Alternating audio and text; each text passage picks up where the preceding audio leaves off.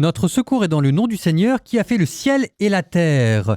Nous suivons les pérégrinations de Paul qui était à Jérusalem et qui s'est fait déférer à Césarée, la grande ville, le haut lieu administratif, devant le gouverneur Félix. Mais à bon chat, à bon rat, peut-être que Paul a trouvé son maître. On va voir si vous voyez pourquoi. Bonne lecture.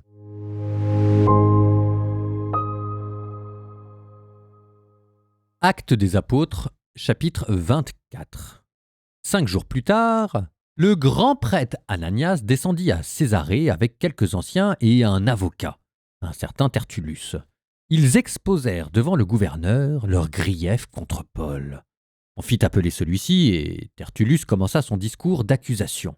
« Nous qui jouissons d'une grande paix grâce à toi et aux réformes dont ta prévoyance a fait bénéficier cette nation, nous accueillons de toute manière et en tout lieu ce qui nous vient de toi, très excellent Félix, avec une immense reconnaissance.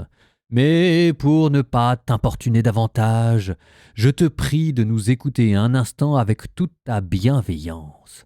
Nous avons constaté que cet homme est un fléau. Il suscite l'émeute chez tous les Juifs du monde entier, étant le chef du groupe des Nazaréens. Il a même tenté de profaner le temple. Alors, nous l'avons arrêté. En l'interrogeant lui-même, tu pourras mieux connaître tout ce dont nous l'accusons. » Les Juifs appuyèrent ce discours en affirmant qu'il en était bien ainsi. Le gouverneur lui ayant fait signe de parler, Paul répliqua. « Sachant que, depuis des années, tu as cette nation sous ta juridiction, c'est avec confiance que je présente la défense de ma cause. Tu peux vérifier qu'il n'y a pas plus de 12 jours que je suis monté à Jérusalem pour adorer. On ne m'a pas trouvé dans le temple en train de discuter avec qui que ce soit, ni dans les synagogues ou en ville en train d'ameuter la foule, et ils ne peuvent alléguer aucun fait à l'appui de ce dont ils m'accusent maintenant, mais je le déclare devant toi. C'est selon le chemin du Seigneur, ce qu'il désigne comme un groupe, que je rends un culte au Dieu de nos pères. Je crois à tout ce qu'il y a dans la loi, et à tout ce qui est écrit dans les prophètes. Mon espérance en Dieu et ce qu'ils attendent eux-mêmes, c'est qu'il va y avoir une résurrection des justes et des injustes. Et c'est pourquoi moi aussi je m'efforce de garder une conscience irréprochable en toutes choses devant Dieu et devant les hommes. Au bout de plusieurs années, je suis venu apporter le produit des aumônes destinées à ma nation et présenter des offrandes rituelles. Et c'est à cette occasion qu'on m'a trouvé dans le temple après une cérémonie de purification sans qu'il n'y eût ni attroupement ni tumulte. Il y avait ce jour-là des Juifs venus de la province d'Asie. Ils devraient se présenter devant toi et m'accuser s'ils avaient quelque chose contre moi. Ou bien alors que ceux qui sont là disent quel délit ils ont constaté quand j'ai comparu devant le Conseil suprême, à moins qu'il ne s'agisse de cette seule parole que j'ai criée debout au milieu d'eux. C'est à cause de la résurrection des morts que je passe aujourd'hui en jugement devant vous. » Félix, qui avait une connaissance approfondie de ce qui concerne le chemin du Seigneur, ajourna l'audience en disant « Quand le commandant Lysias descendra de Jérusalem, je rendrai une sentence sur votre affaire. » Il donna l'ordre au centurion de garder Paul en détention, avec un régime adouci et sans empêcher les siens de lui rendre des services. Quelques jours plus tard, Félix vint avec sa femme Drusille, qui était juive. Il envoya chercher Paul et l'écouta parler de la foi au Christ Jésus. Mais quand l'entretien porta sur la justice, la maîtrise de soi et le jugement à venir, Félix fut pris de peur et déclara « Pour le moment, retire-toi, je te rappellerai à une prochaine occasion. » Il n'en espérait pas moins que Paul lui donnerait de l'argent. Et c'est pourquoi il l'envoyait souvent chercher pour parler avec lui. 2 années s'écoulèrent. Félix reçut comme successeur Porcius Festus. Voulant accorder une faveur aux Juifs, Félix avait laissé Paul en prison. Actes des Apôtres, chapitre 25. 3 jours après avoir rejoint sa province, Festus monta de Césarée à Jérusalem. Les grands prêtres et les notables juifs exposèrent devant lui leurs griefs contre Paul. Avec insistance, ils demandaient comme une faveur le transfert de Paul à Jérusalem. En fait, qu'ils préparaient un guet-apens pour le supprimer en chemin. Festus répondit que Paul était détenu à Césarée, que lui-même allait repartir incessamment. Il déclara que ceux d'entre vous qui sont experts en la matière descendent avec moi et présentent leur accusation s'il y a quelque chose à reprocher à cet homme. Ayant passé chez lui 8 à 10 jours au plus, il redescendit à Césarée. Le lendemain, il siégea au tribunal et ordonna d'amener Paul.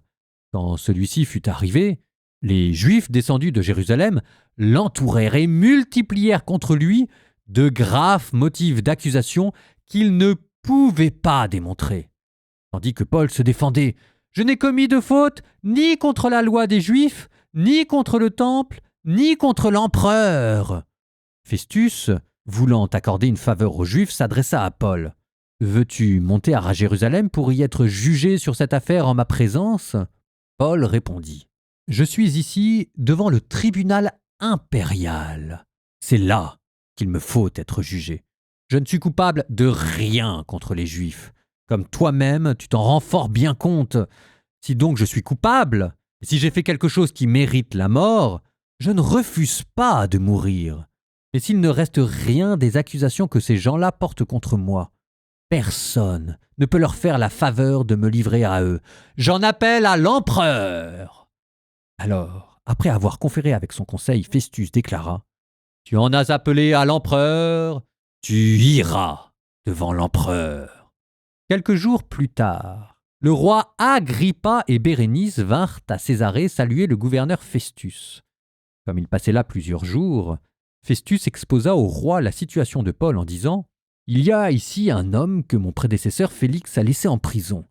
Quand je me suis trouvé à Jérusalem, les grands prêtres et les anciens des Juifs ont exposé leurs griefs contre lui en réclamant sa condamnation. J'ai répondu que les Romains n'ont pas coutume de faire la faveur de livrer qui que ce soit lorsqu'il est accusé, avant qu'il soit confronté avec ses accusateurs et puisse se défendre du chef d'accusation. Ils se sont donc retrouvés ici, et sans aucun délai, le lendemain même, j'ai siégé au tribunal et j'ai donné l'ordre d'amener cet homme. Quand ils se levèrent, les accusateurs n'ont mis à sa charge aucun des méfaits que, pour ma part, j'aurais supposé. Ils avaient seulement avec lui certains débats au sujet de leur propre religion et au sujet d'un certain Jésus qui est mort, mais que Paul affirmait être en vie. Quant à moi, embarrassé devant la suite à donner à l'instruction, j'ai demandé à Paul s'il voulait aller à Jérusalem pour être jugé sur cette affaire. Mais Paul a fait appel pour être gardé en prison jusqu'à la décision impériale. J'ai donc ordonné de le garder en prison jusqu'au renvoi de sa cause devant l'empereur. Agrippa dit à Festus « Je voudrais bien, moi aussi, entendre cet homme. » Il répondit « Demain, tu l'entendras. » Le lendemain, Agrippa et Bérénice arrivèrent donc en grand apparat et firent leur rentrée dans la salle d'audience, escortés par les autorités militaires et les principaux personnages de la cité. Sur l'ordre de Festus, Paul fut amené. Festus prit la parole. « Roi Agrippa et vous tous qui êtes là avec nous, vous voyez devant vous l'homme au sujet duquel toute la multitude des Juifs m'a sollicité, tant à Jérusalem qu'ici même, en criant qu'il ne devait plus rester en vie. Quant à moi, j'ai compris qu'il n'avait rien fait qui mérite la mort. Mais comme lui-même en a appelé à l'empereur, j'ai pris la décision de l'envoyer à Rome, et je n'ai rien de précis à écrire sur son compte au Seigneur l'empereur. C'est pourquoi je l'ai fait comparaître devant vous, et surtout devant toi, roi Agrippa, afin qu'après cette audience, j'ai quelque chose à écrire. En effet, il ne me semble pas raisonnable d'envoyer un prisonnier sans signifier les charges retenues contre lui. »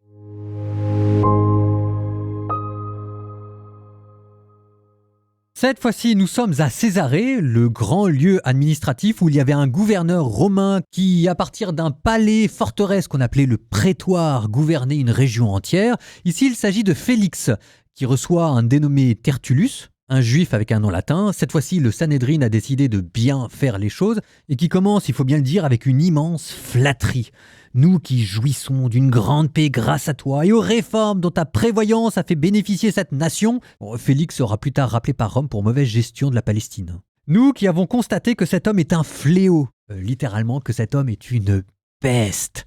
Et c'est vrai que Paul est une peste, c'est impossible de l'éradiquer. Il s'est fait lapider je sais pas combien de fois, on lui a cassé la figure je sais pas combien de fois, et à chaque fois il trouve le petit moyen pour échapper à la vie, à la mort et appuyer là où ça fait mal.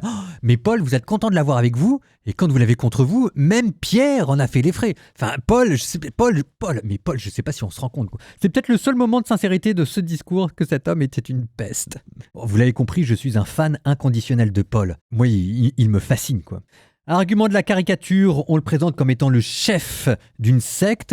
Et puis, argument de la caricature aussi, on le présente pour avoir attenté à la sainteté du temple. Vous vous souvenez qu'au début des Actes des Apôtres, c'était quand même pour ce motif-là qu'on avait mis à mort Étienne. Et ben voilà qu'à nouveau, on retente la chance. Ceci dit, Paul ne se laisse pas démonter et rappelle que le dossier monté contre lui est singulièrement maigre. Lui, il vient d'arriver à Jérusalem et on peut difficilement le taxer de subversion contre le temple. Et Paul, lui aussi, retente sa chance. C'est passé une fois, pourquoi ça passerait pas deux fois? Et le voilà qui remet le sujet de la résurrection sur le tapis. Sauf que pas de chance, pour une fois, Félix est informé, ça tombe à plat. Paul se retrouve en prison et ne perd pas une occasion pour parler de Dieu. Souvenez-vous de la phrase de Jésus, vous serez amené à comparaître devant des gouverneurs. Ne vous inquiétez pas de ce que vous devrez dire, ni de comment vous devrez le dire. Ce n'est pas vous qui parlerez, mais l'Esprit de mon Père qui parlera en vous. Paul parle tellement bien au gouverneur Félix de justice, de maîtrise de soi, de jugement dernier, qu'il finit par lui faire peur et Paul à nouveau se retrouve en prison. On pense cette fois-ci à Hérode qui allait écouter Jean le Baptiste avec plaisir et pourtant qui le redoutait. Toujours est-il que c'est là où je dis que Paul a peut-être trouvé son maître. Félix redevient la petite crapule qu'il était et la seule chose qu'il espère c'est qu'on lui passe un pot de vin pour relâcher Paul. Sauf que pas de chance, Paul il a part d'argent et puis Paul de toute façon c'est un incorruptible. 2 ans s'écoulent. Dans le texte, c'est une seule phrase, mais enfin, 2 ans, c'est quand même 700 jours. Félix est remplacé par un nouveau gouverneur, Festus, qui reprend le dossier en main, qui propose de ramener Paul à Jérusalem pour y être jugé. Sadako s'aperçoit que les tentatives d'assassinat continuent d'avoir lieu, et c'est là que Paul sort son va-tout. J'en appelle à l'empereur. Et ainsi se déroule le plan de Dieu que décidément rien ne peut arrêter, que ce soit à travers des gouverneurs corrompus, Félix, ou à travers des gouverneurs intègres, Festus. C'était un tout petit mot qui était dans un chapitre précédent, Actes des Apôtres chapitre 20. C'est ainsi que parlait Paul, et maintenant voici qu'il m'est impossible de ne pas annoncer l'évangile de la grâce de Dieu, et il faut que je monte à Jérusalem. Il faut, dei en grec. Je le dis parce que c'est exactement en utilisant ce mot-là que Jésus parlait de sa passion qui devait accomplir les Écritures. C'est le mot qui indique la nécessité divine. Alors en quoi comparaître devant l'empereur est un plan que Paul a en tête et qui correspond au plan divin? J'ai pas encore tout dit. J'ai pas encore dit l'enjeu ultime. En attendant, vous aurez vu apparaître comme une ombre fugitive Bérénice, la fille d'Hérode Agrippa Ier, qui sera plus tard la maîtresse de l'empereur Titus au temps de la destruction du temple de Jérusalem. Mais ça, les enfants, c'est une autre histoire. Proverbe 29, 25-27. Les peurs d'un homme lui sont autant de pièges. C'est beau ça. Qui se fie au Seigneur restera hors d'atteinte. Beaucoup recherchent la faveur d'un chef, mais c'est du Seigneur que chacun tire son droit. Les justes ont horreur des gens pervers, le méchant a horreur de qui marche droit.